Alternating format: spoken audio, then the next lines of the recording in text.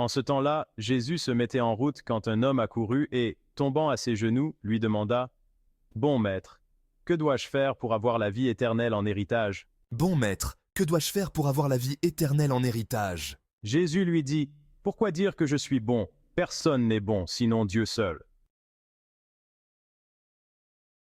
Tu connais les commandements. Ne commets pas de meurtre, ne commets pas d'adultère, ne commets pas de vol, ne porte pas de faux témoignages, ne fais de tort à personne, honore ton père et ta mère. Maître, tout cela, je l'ai observé depuis ma jeunesse.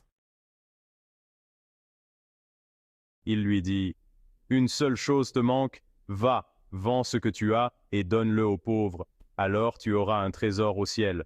Puis viens, suis-moi. Mais lui, à ces mots, devint sombre et s'en alla tout triste, car il avait de grands biens. Alors Jésus regarda autour de lui et dit à ses disciples: Comme il sera difficile à ceux qui possèdent des richesses d'entrer dans le royaume de Dieu.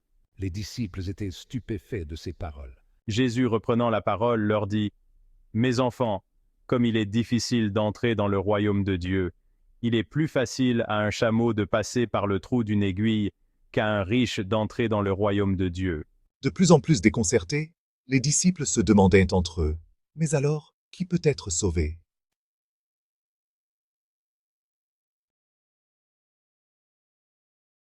Jésus les regarde et dit: Pour les hommes, c'est impossible, mais pas pour Dieu, car tout est possible à Dieu.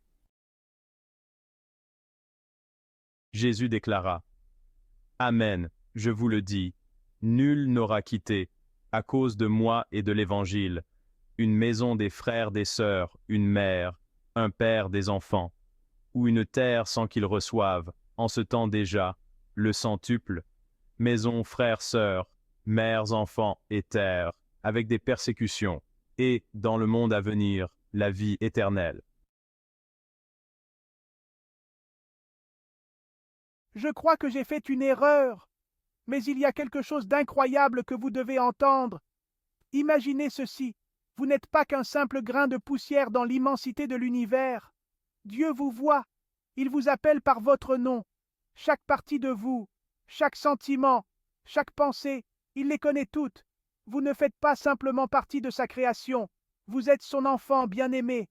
Dieu prend soin même des moineaux, mais vous êtes choisi, racheté. Vous êtes son enfant, partageant la gloire qui jaillit éternellement de lui. Réfléchissez-y. Vous avez été choisi pour être sien. Le Christ, dans ces derniers instants, a prié pour vous et a scellé cette prière de son précieux sang. C'est une pensée presque trop grande pour la saisir par la foi. Comme Sarah qui a ri d'étonnement, nous nous demandons: que suis-je pour que le Fils de Dieu se soucie si profondément de moi? Vous êtes à lui, renouvelé et guéri. Votre cœur est sa demeure.